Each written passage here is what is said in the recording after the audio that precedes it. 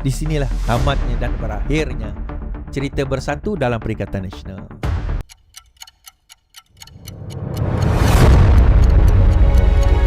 Ada benda yang cuba disorokkan, tapi akhirnya pecah juga. Harapan saya korang sedia sebab pendedahan kali ini bukan biasa-biasa. Bersatu ni tuan-tuan Bersatu.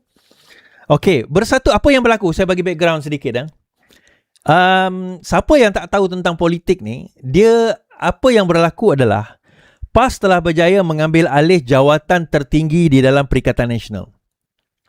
Okey, setelah tim Hamzah terkeluar daripada Baris Bersatu, maka daripada situ PAS cuba untuk menguasai Perikatan Nasional. Sebab mereka tahu, PAS tahu Perikatan Nasional, PAS ni dia ada branding dekat bahagian utara dengan pantai timur.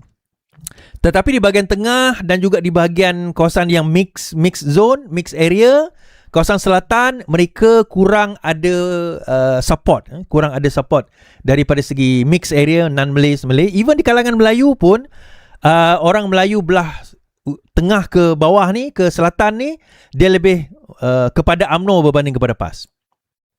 Tetapi mereka dapati bahawa apabila mereka menggunakan jenama Perikatan Nasional, so jenama Perikatan Nasional itu membuatkan mereka lebih mudah untuk penetrate kawasan-kawasan sebegini. Okay, itu kita kena faham dahulu. Baik. So what happened is, masa ada pertembungan dia dalam Bersatu di antara tim Hamzah dan juga tim Azmin, Muhyiddin Yassin Azmin. Masa itu sebenarnya tim Hamzah ni memang dia pro kepada ataupun memang incline kepada PAS. Dan PAS pun incline kepada Hamzah. Malah PAS lebih mahu Hamzah Zainuddin menjadi Perdana Menteri berbanding dengan Samsuri. Okey, ini satu cerita lagi Sebab di dalam PAS ni ada dua grup. Malah satu grup ni ada grup-grup ulama. Antaranya Ustaz Zaharuddin, menantu Hadi Awang. In fact hari ni keluar kenyataan Hadi Awang, menantu Tuan Guru Haji Hadi Awang, Ustaz Zaharuddin yang mengatakan orang yang terbaik jadi PM adalah Tuan Ibrahim Tuan Man. Saya tahu kenyataan itu sebenarnya adalah kenyataan berseluruh. Bukan berseluruh lah, tapi mau kepada sindiran daripada Ustaz Zaharuddin. Tak nak, mereka menolak sebenarnya Samsuri menjadi Perdana Menteri. Kenapa di dalam PAS memang dah sekian lama ada pertembungan di antara profesional dan juga golongan ulama. Ini saya dah cerita daripada hari itulah, lama dah benda ni saya cerita dan saya dedahkan kan. So Zaharuddin kata, keluar kenyataan surat khabar ini mengatakan bahawa Tuan Ibrahim Tuan Man lah yang layak jadi Perdana Menteri. Bukan sebab Zaharuddin percaya Tuan Ibrahim Tuan Man tu layak jadi Perdana Menteri, tetapi memang dia tak nak Samsuri jadi Perdana Menteri. Itu je. Okay, dia tak nak Samsuri jadi Perdana Menteri. Itu sahaja. Okay, so daripada situ sebenarnya sesuai. Okay lah, daripada kita gaduh-gaduh di dalam PAS ni, lebih baik kita angkat Hamzah Zainuddin menjadi Perdana Menteri. Tetapi apa yang berlaku tuan-tuan ialah Azmin nak jadi Perdana Menteri, Azmin nak berkuasa, maka mereka cuba dan akhirnya berjaya mengeluarkan Hamzah Zainuddin sebagaimana mereka berjaya mengalahkan Rafizi dahululah sewaktu di dalam PKR. Right, so dah berjaya kalah. Bila keluar Hamzah Zainuddin, mereka tak membuat satu lagi perkiraan bahawa PAS pun tak nak pada Azmin. Sebab di dalam tim Muhyiddin Yassin, di dalam tim Muhyiddin yang mereka nak angkat adalah Azmin. Dia tak nyatakan sekarang tuan-tuan. This is not in their plan yet. Dia orang tak cerita dahulu. Tetapi itu plan, the grand plan memang Azmin akan jadi Perdana Menteri bagi Bersatu. Ini pun saya dah dedahkan lama. Siapa yang ikut saya lama, dia tahu saya cerita bahawa the grand scheme of things adalah Azmin akan jadi Perdana Menteri. The grand scheme of things adalah Azmin akan jadi Perdana Menteri. Itu the grand scheme of things yang dibawa oleh Bersatu for all this while yang selama ni lah. Okay. Jadi PAS nampak bahawa tak boleh ni. Kita nak Hamzah juga jadi Perdana Menteri. Kita tak boleh letak Azmin. Isu video dia, isu moral dia dan sebagainya, isu ni tak boleh. PAS tak boleh. Walaupun PAS tak menyatakan demikian, tetapi itulah sebenarnya yang bermain di dalam PAS sekarang ini. Sebab modal PAS terhadap Datuk Seri Anwar Ibrahim adalah apa tuan-tuan? Liwat. Cerita liwat, cerita liwat, cerita kazaf, cerita liwat. Itu semua adalah yang dimainkan oleh PAS. Tiba-tiba, katakanlah dia angkat Azmin jadi Perdana Menteri. Kena balik dia tuan-tuan. Video-video tu keluar, pengakuan daripada Haziq keluar, mampus dia. Mampus PAS. Jadi dia kata tak boleh. So kita kena angkat seseorang yang lain. Siapa? Hamzah. Hamzah ni bersih, tak ada kes, pandai, bijak, ada perwatakan, pernah jadi menteri, zaman Barisan Nasional. Dia memegang jawatan banyak tuan-tuan. Menteri KDN, menteri, macam-macam menteri lah jawatan, menteri timbalan menteri. Dia pernah angkat, dia pernah bawa. Jadi kita kena faham benda ni. Jadi PAS pun cuba dengan kuasa dia, dengan kedudukan dia, parti banyak, maka berjayalah PAS memegang jawatan Perikatan Nasional. So bila berjaya memegang jawatan Perikatan Nasional, mereka berjaya membawa masuk siapa tuan-tuan? Hamzah balik ke dalam Perikatan Nasional. Jadi wujudlah parti yang dinamakan sebagai Parti Wawasan. Kan Hamzah take over parti itu dan akhirnya dimasuklah ke dalam Perikatan Nasional, Parti Wawasan. Cuma sekarang timbul isu kerana Parti Wawasan ini dah ada nama tuan-tuan. Dah ada satu parti di Sarawak, Parti Sedar. Kan, Parti Sedar ni yang dah tukar nama dia kepada Parti Wawasan. Parti Wawasan. Saya tak ingat lah nama dia kan. Tapi dia dah tukar nama. So sekarang ni timbul persoalan lah. Sama ada Hamzah nak kekalkan ikut parti itu ke, ataupun Hamzah nak tukar nama partinya ke, apa ke, kita pun tak pasti. Kan, sama ada dia nak tukar atau tidak, itu pun kita tak pasti. Jadi whatever it is, PAS telah berjaya mengambil alih dan akhirnya berjaya membawa masuk Hamzah. Alright. Now the recent ni berita terbaru. Berita terbaru adalah PAS cuba mengeluarkan siapa tuan-tuan? PAS cuba mengeluarkan Bersatu dari Perikatan Nasional. Alamak. Okey, saya tunjuk kat sini. Parti Sedar Malaysia telah menukar kepada Parti Wawasan Rakyat atau Wawasan bertarikh 11 hari bulan Ogos 2026. Saya tengah tengok sijil ROS parti tersebutlah. Just kalau in case tuan-tuan tak percaya apa saya kata kan. Sekejap.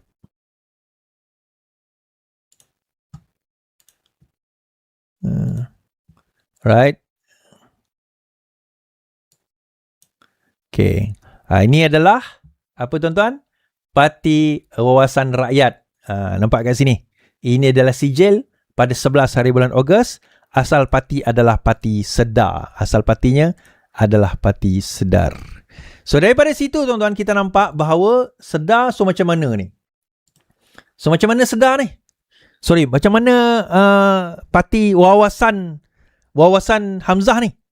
So adakah Hamzah akan dapat mengekalkan Parti Wawasan atau tidak? Nampak gayanya tak boleh lah. Dia kena tukar nama lain lah. So sebenarnya nama asal parti itu adalah Parti Cinta Malaysia, PCM. Bukan Paracetamol lah. Parti Cinta Parti Cinta Malaysia, PCM. So dia nak tukar kepada Wawasan, tapi nampak gayanya di Sarawak sudah ada Parti Wawasan, maka Hamzah tak boleh guna nama Wawasan. Bro Iswardi, adakah kita Sarawak akan sokong mana parti gabung dengan PAS? Tak. Kita tak akan sokong mana-mana parti gabung dengan PAS. Kita akan tolak. Termasuklah GPS. Okey. So balik pada cerita tadi. Dia cuba, akhirnya apa yang berlaku adalah PAS cuba buang ataupun cuba keluarkan Bersatu dari Perikatan Nasional. So macam mana PAS keluarkan Bersatu daripada Perikatan Nasional? So Taqiyuddin selaku Setiausaha Agong hari ini semalam membuat kenyataan mengatakan bahawa ada 4 orang MKT, MPT, Majlis Pimpinan Tertinggi Bersatu telah membuat aduan bahawa quorum Majlis Pimpinan Tertinggi Bersatu yang dibuat pada tempoh hari adalah tidak sah kerana tak cukup quorum. Jadi 4 orang daripada ahli pimpinan tertinggi Bersatu ni buat aduan kepada Perikatan Nasional.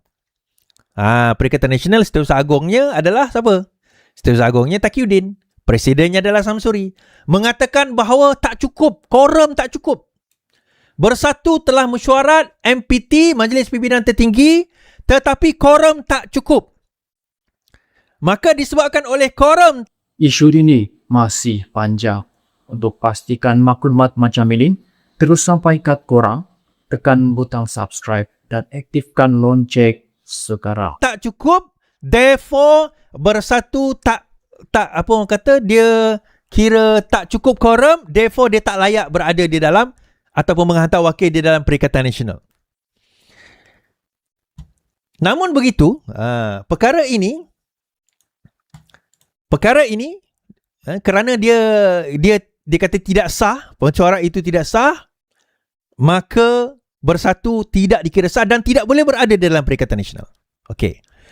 So, hari ini Naib Presiden Ahmad Faizal Azumu Peja mengatakan mungkin pada Taqiyuddin ROS bodoh.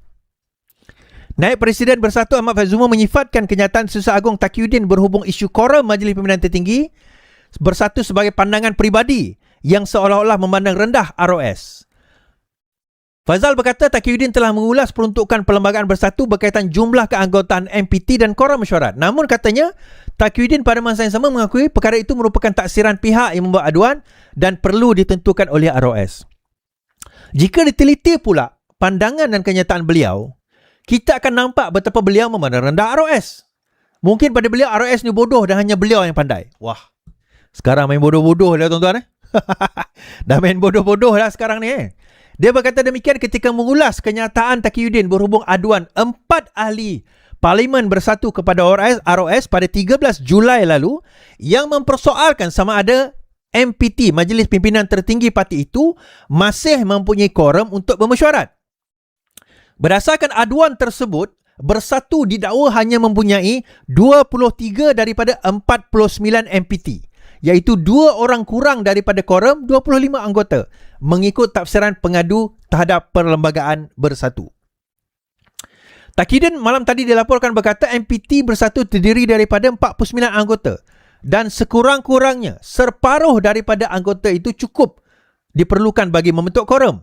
Bagaimanapun, Taqiyuddin berkata perkara itu tafsiran ROS. Menurut Taqiyuddin, susulan aduan itu, dia selaku Setiausaha Agung menghantar surat tunjuk sebab kepada Setiausaha Agung Bersatu pada 14 Julai bagi mendapatkan penjelasan dalam tempoh 2 hari. Sementara itu, Ahmad Faizal menggesa siasatan segera dibuat berhubung dakwaan bahawa sesi Taqiyuddin memberi keterangan kepada ROS berlangsung terlalu lama sehingga dia tidak sempat menunaikan solat Jumaat. Apa kena-mengena?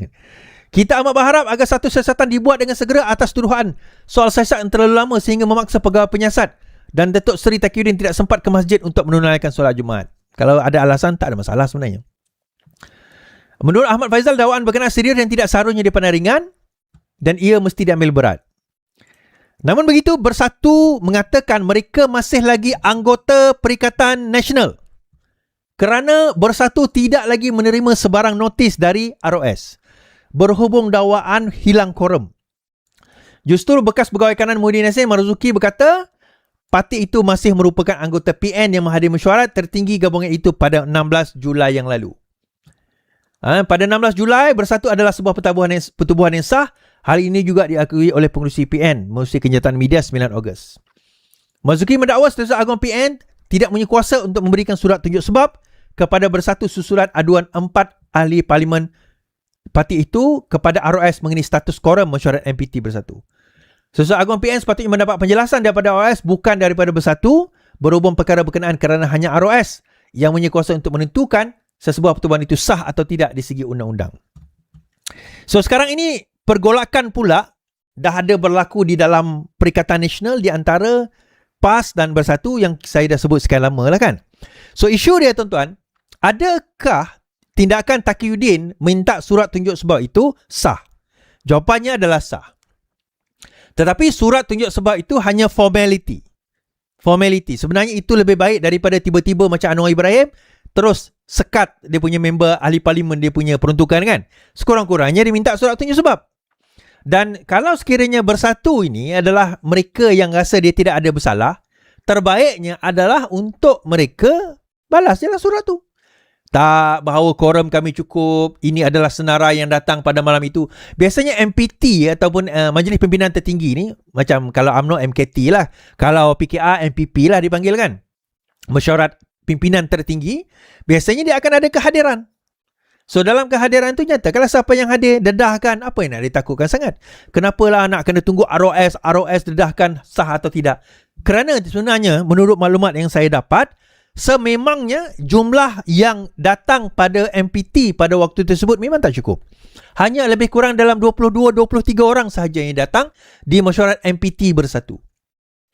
So sekarang ini tinggal kepada kepada interpretasi daripada ROS. Bermakna adakah ROS nak gantung atau tidak mesyuarat tersebut? Okey. Kena mesyuarat ke Is? Ya, majlis pimpinan kena bermesyuarat. Kalau tak silap saya, 3 bulan sekali. Tengok kepada perlembagaan masing-masing lah. Tengok kepada perlembagaan. Ada yang kata 6 bulan sekali. Tengok pada perlembagaan masing-masing. Saya tak pasti bersatu punya perlembagaan macam mana, tapi dia ada dia punya sebab-sebab ataupun tempoh-tempoh masa untuk dia bermesyuarat. So, kalau tak sah, maka ROS biasanya dia akan minta minta bersatu untuk kemukakanlah apa yang diperlukan berdasarkan aduan dan sebagainya. PKR pun kena tuan-tuan, cuma sekarang ini PKR tak ada berita lah. PKR hasil aduan, ingat tuan-tuan yang tentang blockchain tu, yang orang hantar report tapi tak ada reply daripada PKR. Surat Setiausaha Agung Parti Keadilan Rakyat Fauziah Saleh telah pun dipanggil oleh ROS. Cuma sampai sekarang tak ada tindakan lah. Kerana apa Is? ROS tu bawah siapa? Saifuddin. ROS bawah Menteri KDN. So kita nak harapkan apa kan? So tak boleh nak kata apa lah. Itu je lah. So pertembungan ini akhirnya akan, bagi saya, adalah a final straw lah. Ini final straw kepada bersatu. Kerana apa tuan-tuan? Kerana inilah petanda bahawa di sinilah tamatnya dan berakhirnya cerita bersatu dalam Perikatan Nasional. Kan tadi saya bawa belik-belik video-video lama saya kan. Saya tengok balik video lama saya tentang masa Azmin berpeluk dengan Hamzah, dengan Muhyiddin Yassin, berpeluk dengan Hamzah, berpeluk dengan PAS, dia berpeluk dengan UMNO. Kita telah berjaya. Kita telah berjaya membentuk kerajaan. Allahu Akbar. Tuan-tuan ingat video tu kan? Berpeluk-pelukan. Jatuh kerajaan Pakatan Harapan pada masa itu. Wah, happy tu. So bila dia dengar cerita macam ni kan. Sedih. Taklah sedih. Saya tak sedih lah. Bagi saya gembira je. Tapi itulah. Kan? Sejarah ni menarik tuan-tuan. Kita hidup dalam lingkungan sejarah tu. Kita hidup dalam lingkungan sejarah untuk melihat pengkhianat akan dikhianati. Fakta dah depan mata, terpulang pada korang untuk nilai. Buka ruang diskusi di komen dan kita jumpa di analisis seterusnya.